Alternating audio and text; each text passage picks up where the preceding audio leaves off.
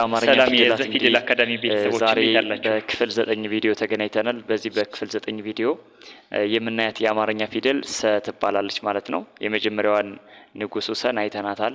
ባለፈው በክፍል 7 ቪዲዮ ላይ አይተናታል ማለት ነው። ዛሬ ደግሞ የምናያት እንግዲህ እዚህ ጋር የምትመለከቷትን ሰ ነው።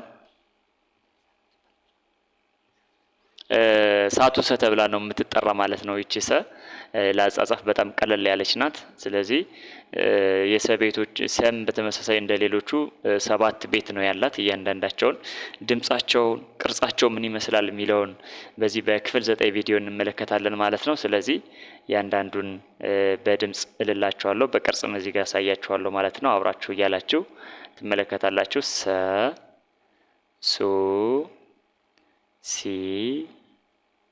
ሳ፣ ሴ፣ ስ፣ ሶ። ልመልስላችሁ አንዴ።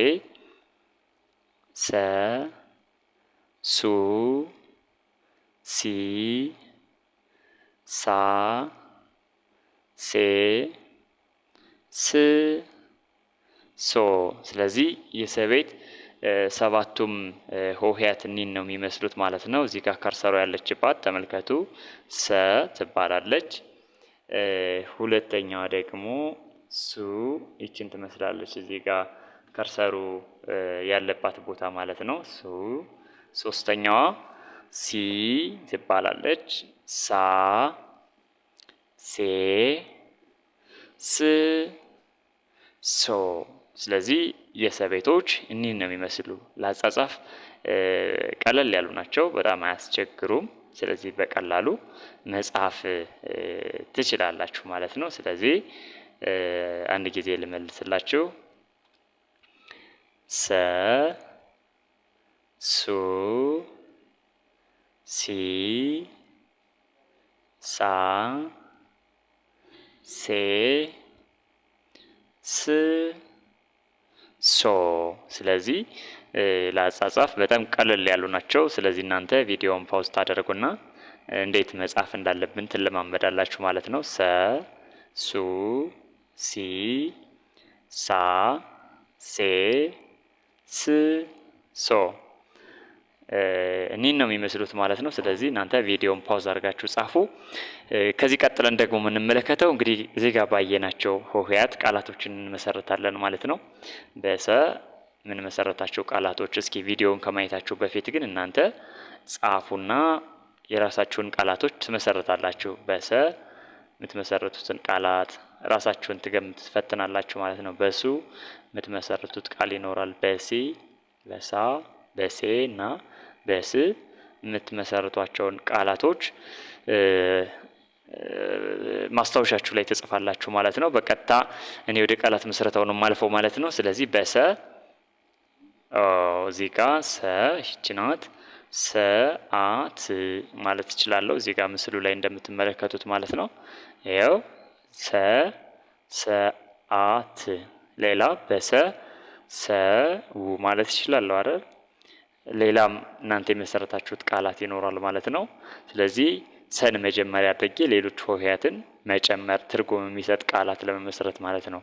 በሱ ነው እዚህ ጋር ሱ፣ እዚህ ጋር በምስሉ ላይ እንደምትመለከቱት ሱሪ ማለት እችላለሁ። ሱሪ ማለት እችላለሁ ማለት ነው። ሌላ በሱ ሱቅ ማለት እችላለሁ። ሱዳን። ሌላም የራሳችሁን መጨመር ትችላላችሁ ማለት ነው። በሲ እዚህ ጋር ሲ፣ ሲኒ፣ ሲኒ ምስሉን እንደምትመለከቱት ማለት ነው። ሲኒ። ሌላ በሲ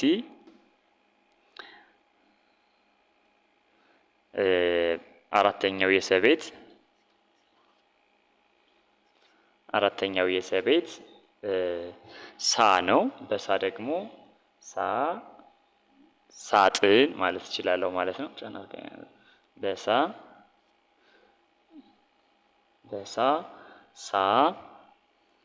ሳጥን ማለት እችላለሁ። ሳንቲም ማለት እችላለሁ ማለት ነው። ሌላም በጣም ብዙ የአማርኛ ቃላትን በሳ መመስረት እንችላለን ማለት ነው። መመስረት እንችላለን በሳ። ስለዚህ የራሳችሁን ቃል ታስቀምጣላችሁ እናንተ። በሴ ሴ ይቺ ናት እዚህ ጋር ሴ ሴት ማለት እንችላለሁ። ሌላም በሴ ሌላም ቃላት መጨመር ትችላላችሁ። በስ ስ ስልክ ስልክ ማለት እችላለሁ ማለት ነው። ስስት ማለት እችላለሁ። ስስ በጣም ሌሎች ብዙ ቃላቶችን መጨመር እችላለሁ ማለት ነው። በሶ ሶፋ ብዬ ቃላት መመስረት እችላለሁ ማለት ነው። ስለዚህ ለማስታወስ ያክል አንዴ